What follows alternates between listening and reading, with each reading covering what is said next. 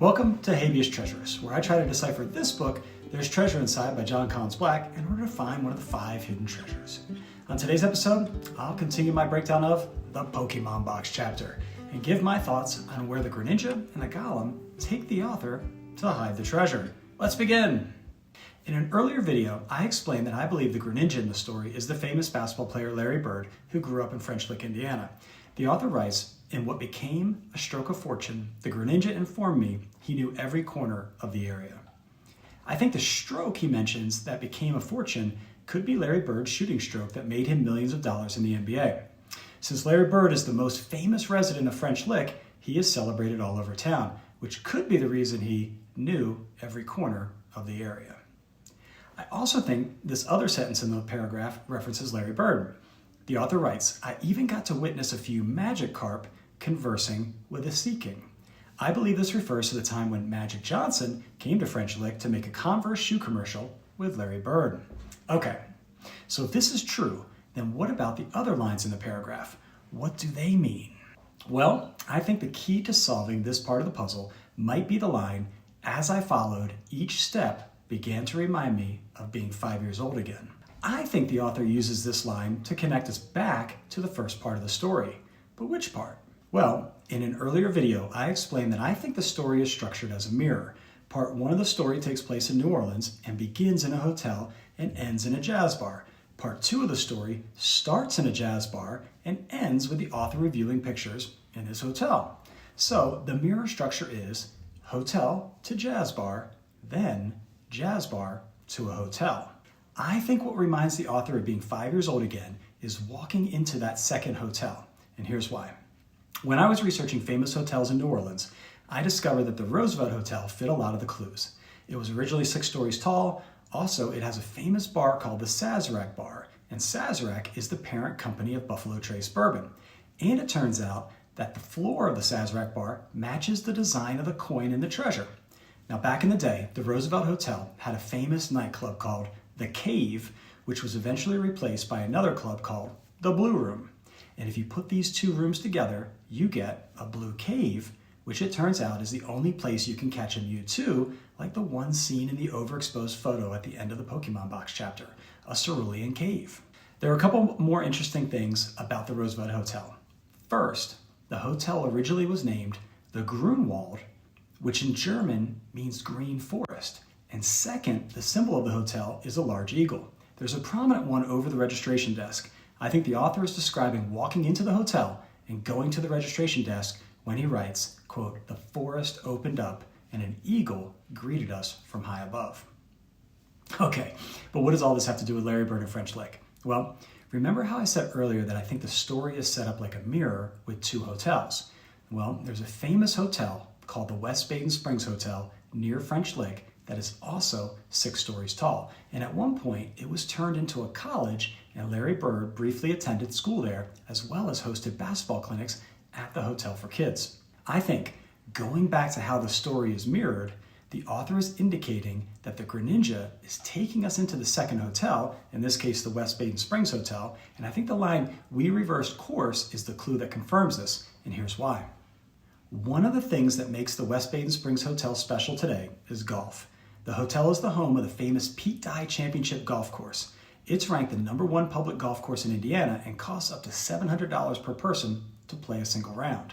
People come from all over the world to play this course, and I think this could be why the design of the Pokemon Box coin looks a little bit like a golf flag. Anyway, back to the line, "We reverse course." From the atrium of the hotel, you can see this sign that directs you to the golf course. Notice how course is spelled with a V instead of a U. Well, another way of saying "we reverse course" is we made a U-turn. In this case, they turned the U into a V. I'm not sure this is correct, but it would be a pretty clever clue if you wanted a Greninja who just so happens to have a V drawn on his chest to direct someone a specific way out of the hotel to find the hiding place of the treasure. And I think this is what the author is doing. He writes, "The Greninja also introduced me to a wise golem who had a great idea where we could hide our treasure. We circled back." The sentence, "we circle back," makes sense with the hotel. The West Baden Springs Hotel is built as a giant dome or in a circle shape, And if you go out the exit marked golf course with the V instead of the U, then you are going out the back of the hotel. Just like the phrase in the book, we circle back. The other reason I think this is significant is because if you were a guest at the hotel in the early 1900s and you exited through this back exit, then you would be able to walk directly up the 100 steps to the Our Lady of Lourdes Catholic Church. Now, the church was demolished in 1934, but a statue of Saint Ignatius was erected in its place. The statue is still there today along with the masonry wall.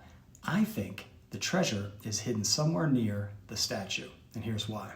The author writes, "We left the box not far from a place where locals turn up from time to time." I think this might be another callback to his trip in New Orleans, because near the Roosevelt Hotel on Canal Street is a famous statue of Ignatius Reilly from the Pulitzer Prize-winning book, A Confederacy of Dunces. The statue recreates the opening scene in the book, where Ignatius is waiting for his mother underneath a famous clock. For many years, the clock was a popular meeting place for locals in New Orleans, so it fits the description of a place where locals turn up from time to time because it is literally a place where locals turn their heads up to look at a clock which tells the time. So I think this might be what the author is trying to do. Connect two statues of Ignatius. The statue of Ignatius Reilly near the Roosevelt Hotel in New Orleans, and the statue of Saint Ignatius, the founder of the Jesuits, near the West Baden Springs Hotel in Indiana. Now, I know what you're probably thinking.